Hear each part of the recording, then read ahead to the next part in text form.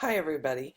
Thank you so much for being patient with me, and I do apologize that this is a day and a half late. Well, this meeting that I'm in, it's like 24/7 almost. I left my hotel room at like 7:30 yesterday morning, and I got back at like 9:30 last night. So it's kind of they get you here and then they keep you. But I will say, I had a supper last night at the Museum of American History, and so that was really cool. It was being in that Smithsonian museum, basically with a group of 25 people, so that was really cool. But anyway, so I finally have it done, and just know that I'm going to be very patient with this. I realize I'm late. I realize that I missed the 3-hour band that you had for class to work on this. So I didn't make it real involved, but I at least introduced you to some things that were in your chapter, and hopefully that then when we get together next Wednesday, we can kind of extend that content further. So again, thank you for your patience, and I'm not too worried about deadlines here because I didn't make my deadline. So just so that you know, it's in week 6 of our weekly materials. So go ahead, that will be available to you. So this is the introduction. If you haven't already, but hopefully you have, then this will be even shorter. Read chapter 3 of the textbook. Really good kind of introduction to digital reading in the classroom, and why and how, and it shows you how text can, or how technology can really bring text alive for kids, and how they can use the tools to help them, especially those of you that are interested in upper elementary and middle school, high school. These are the type of tools that I think, especially in our one-to-one programs and things, you will get a lot of use of. And so with that too, it was hard for me to kind of do this one flipped because it's very hands-on, and if you don't have the apps and things, it's pretty difficult to do. So what I would encourage you to do is go ahead and download some of these apps, especially the free ones, and try them out. You can even download them to your phones usually, but again, your phone, you don't have a lot of space to work with, but kind of get an idea of what they are and how they work. They're very useful tools, and I think in my estimation, I think they're a lot more productive than giving them a worksheet or anything like that. So explore them a little bit. Um, so what I have done is, within this, I take you to the wiki. If you have problems getting to the wiki, let me know, okay? But I think you should be okay, and everybody should be on this now. But after the TPAC activity types, this was here before, but I've added to it. These are all online book sites. And again, I wish that, or I hope that you will take the time to look at these, every one of them in a way, just so that you can kind of see what's there. Now again, most of them are focused on pre-K 6, because that's what online books are, but there's a few in here that you can get text for older children too. So Storyline Online, you guys, this is one that I should comment to. One of my problems has been internet access in the hotel and so forth, so I'm not sure. I probably can't open these up very fast, so I won't. There we go. This one's really, really cool.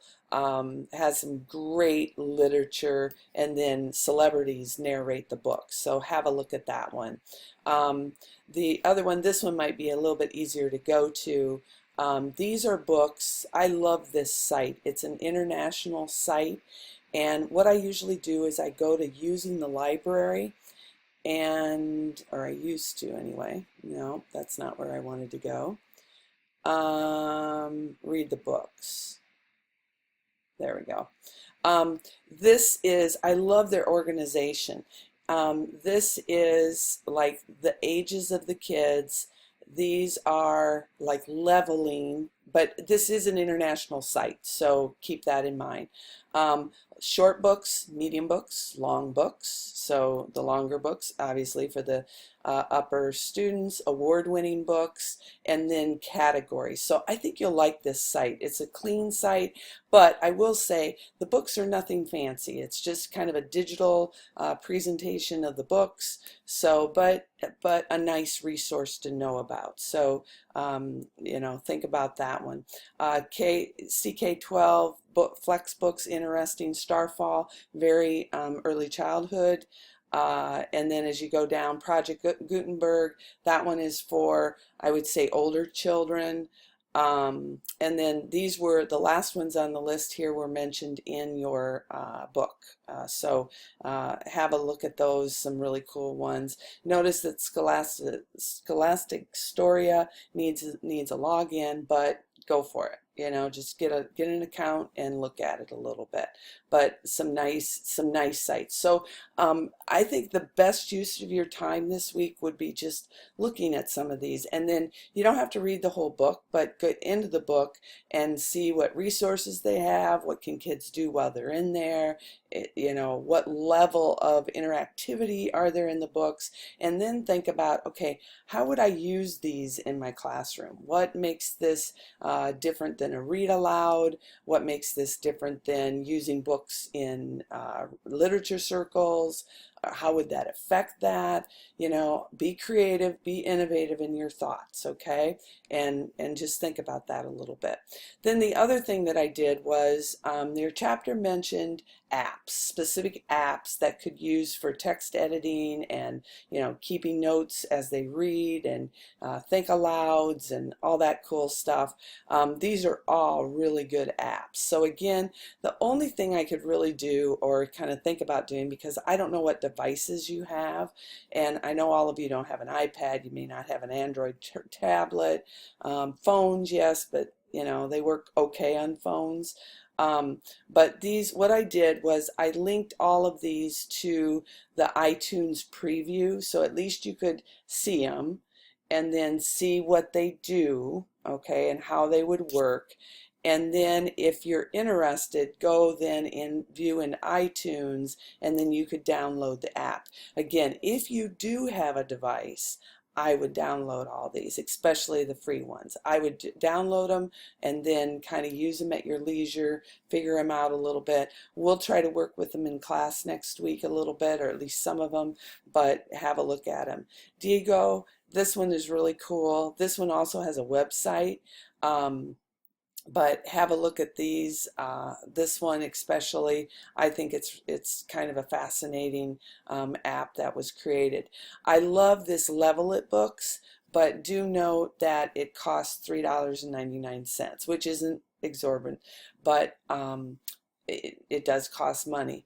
The Level It Books, the why I like it is when I find something then online, I can put Level It Books on it, and it should analyze or you put the title in it, and it will tell you the grade level of the reading. So when you're on the go, when you're working with these, when it's not in your reading series and so forth, it at least gives you an idea where these books are in terms of vocabulary and grade level.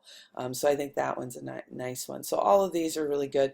I did add Kid Blog because it was mentioned. It was mentioned on the deal. For some reason, my thing is not live right now. But the Kid Blog, really cool. It's a blog for kids. You can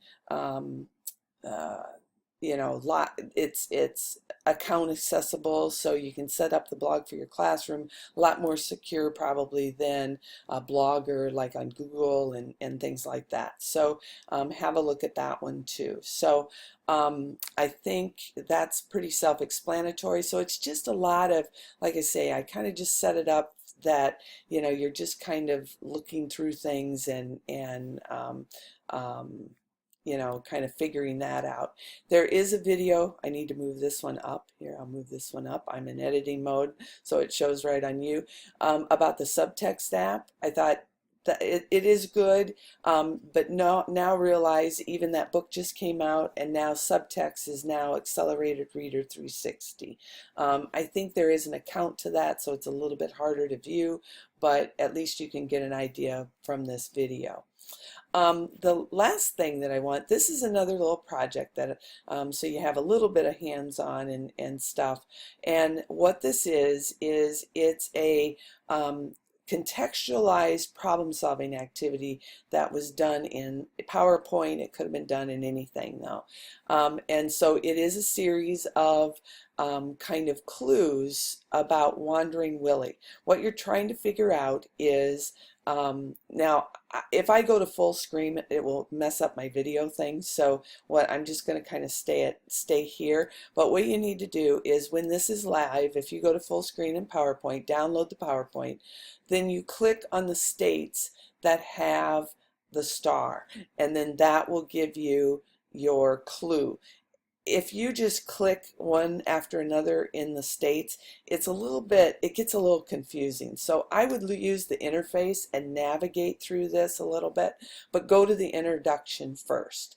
And what the introduction says is, you're trying to find out, he was a legend in his own time, like Johnny Appleseed and Paul Bunyan and so forth. And what you're trying to do is you're trying to figure out, at the last paragraph there, you will be looking for how much did he weigh, how much was his height, how tall was he, the color of his socks, the color of his shirt, and then his real name.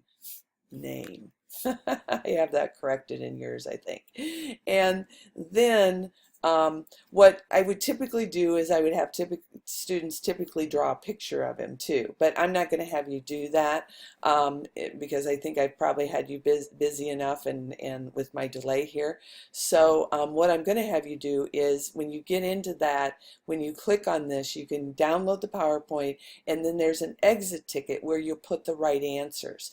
I will try to periodically check those, so that if you have the wrong answers, I will send you an email and let you know. Okay, so then there's just an exit ticket that has a couple questions on there about, after you've looked at this stuff, what is it, what are you thinking, what would you do, kinds of things, and then you'll be done.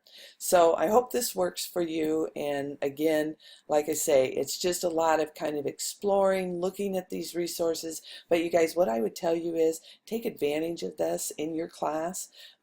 As a teacher, this you have to do it in your own time. So yours, it's built right into your class, and you can do it, and do it with, kind of time that you have set aside for this especially. So with that, I will let you go. Again, thank you very much for being patient, and I'll see you on Wednesday.